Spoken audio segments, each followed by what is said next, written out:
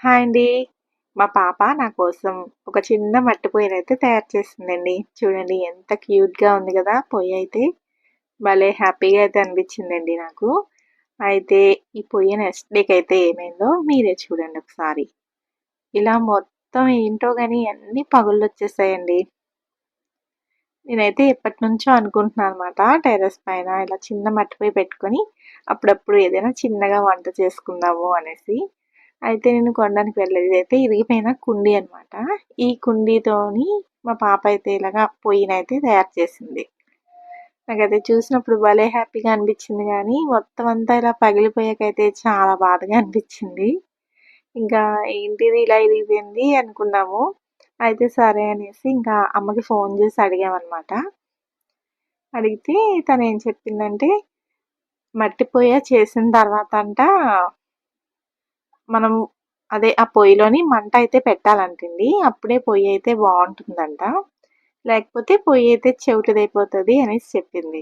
ఇంకా ఆ మాట వినగానే ఇంక నేను, మా పాప అయితే తెగ నవ్వాము. పొయ్యి చెవిటిదైపోవడం ఏంటి అనేసి. అయితే అది కాదు అలానే అంటారు అనేసి అమ్మ అయితే చెప్పిందనమాట. అయితే మేమైతే ఫస్ట్ టైమ్ అయితే చేసుకున్నామనమాట పొయ్య ఇలాగా. పొయ్యయితే చూడ్డానికి భలే వచ్చేసింది.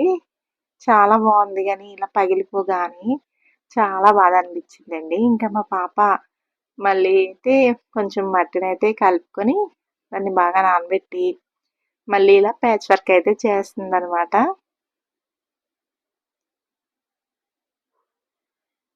నేనైతే ఎప్పటినుంచో ఇంకా అనుకుంటున్నాను అనమాట. చిన్న పొయ్యి ఒకటి పైన పెట్టుకుందాము. ఏదైనా వంటలు అలా చేసుకుందాము అనేసి. కానీ అసలు కొనుక్కోవడానికి నేను బయటికి మార్కెట్‌కి ఎక్కడికి వెళ్ళలేదు. ఇంకా కొనుక్కోవట్లేదు కదా అని మా పాప ఇలా సరదాగా ట్రై చేసిందనమాట. ఇలా ఇరిగిపోయిన కుండీతోని. ఇదైతే చాలా వచ్చింది. కానీ ఇలా పగుళ్ళైతే వచ్చేసిందనమాట. ఇంక సరే ఏం చేస్తామనేసి మళ్ళీ మా పాప అయితే ఇలా మళ్ళీ మొత్తం అంతా ఇలా మట్టితో అయితే మళ్ళీ అలికేస్తుంది.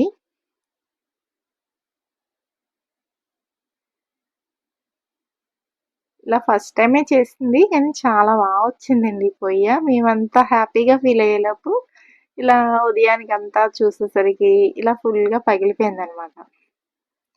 ఇంక సరే అనేసి మళ్ళీ ప్యాచ్ వర్క్ అయితే మొదలెట్టాము.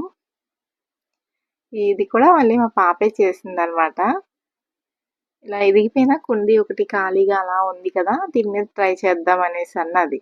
అయితే సరే అని చెప్తే ఇంకా చేసింది. ఓన్లీ బ్యాక్ సైడ్ అంతా ఇది ఇరిగిపోయిన కుండీ అనమాట. ఇక్కడ మట్టంతా అయితే కింద పడిపోయింది. మళ్ళీ ఫుల్‌గా మట్టంతా కూడా పెట్టేసింది. చాలా టైమే పడుతుందండి. నేనైతే ఇలా ఫాస్ట్ ఫార్వర్డ్‌లో అయితే చూపించేస్తున్నాను. చాలా ఓపికే కావాలి. ఇలాగా మట్టితో మనం పొయ్యిలవి చేసుకోవాలి అంటే మాత్రం. ఇదిగోండి మొత్తానికైతే ఇలా సెట్ చేసేసిందనమాట. ఇంక దీన్నైతే మళ్ళీ వాటర్ కొంచెం చేయి తడుపుకొని ఇలాగా ఫినిషింగ్ అయితే ఇచ్చేస్తుంది. ఏదో ప్రొఫెషనల్ లాగా. ఇలా సండే ఖాళీగా ఉన్న టైంలో అయితే ఇలాగా చేసిందనమాట. మళ్ళీ మొత్తానికైతే మా బుజ్జి పొయ్యి అయితే రెడీ అయిపోయింది. ఇంకా కానీ ఏదైనా ఇలా ఓన్‌గా రెడీ చేసుకుంటే ఆ సాటిస్ఫాక్షనే వేరు కదండీ! చూసారా మా బుజ్జి పొయ్యి అయితే రెడీ అయిపోయింది. ఇంకా ముందులాగా మళ్ళీ పగలకుండా ఉండాలని ఈసారైతే ఇందులో మంటైతే పెడుతున్నామనమాట. కొంచెం మంటైతే పెట్టాలంట. లేకపోతే మళ్ళీ అలానే అయిపోతుందేమో అనేసి ఈసారైతే చిన్న కట్టెపుల్లలైతే తీసుకొచ్చి లైట్‌గా మంట కూడా పెడుతున్నాము. ఇలా మంట పెట్టడం వల్ల మనకి మట్టి అనేది అంత స్ట్రాంగ్‌గా అవుతుందేమో మరి. ఇంకా మొత్తానికైతే ఇలాగా పొయ్యిలోని చిన్నగా మంటైతే పెట్టేసామండి. భలే ఉందండి మా బుజ్జి పొయ్య. మీరెప్పుడైనా ఇలాంటి చిన్న చిన్న పొయ్యిలైతే తయారు చేసుకున్నారా? ఒకవేళ మీరు ఇలా చేసుంటే కామెంట్ చేయండి. అలాగే మా బుజ్జి పొయ్యి ఎలా ఉందో కూడా చెప్పండి. ఇంకా ఈ మంటలోనే నిప్పులైతే ఉన్నాయండి. వాటిలో మా పాప అయితే ఇలాగ చిలకడ దుంపలైతే వేసి కాల్చింది. చిన్నప్పుడు మా అమ్మమ్మ అయితే ఇలా కాల్చి ఇచ్చేదనమాట. భలే స్వీట్‌గా ఉండేదండి. ఇప్పుడైతే మా పాప కాల్చి ఇచ్చింది. చాలా బావుంటాయండి ఇలాగా నిప్పుల పైన కాల్చిన చిలకడ దుంపలైతే. మనం వాటర్‌లో ఉడకబెట్టుకునే దానికన్నా ఇవైతే భలే స్వీట్‌గా ఉంటాయి. ఇది మొత్తానికైతే మా పొయ్యయితే రెడీ అయిపోయింది కదండీ! చూసారు కదా! మరి మీకు వీడియో నచ్చిందా? నచ్చితే లైక్ చేయండి. అలాగే మన ఛానల్‌ని అయితే సబ్స్క్రైబ్ చేసుకొని మన ఛానల్‌కి సపోర్ట్ చేయండి.